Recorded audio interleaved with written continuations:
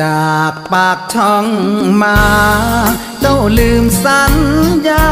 สองเราเมื่อสายันก่อนเคยรักใจพักไม่เปลี่ยนพัน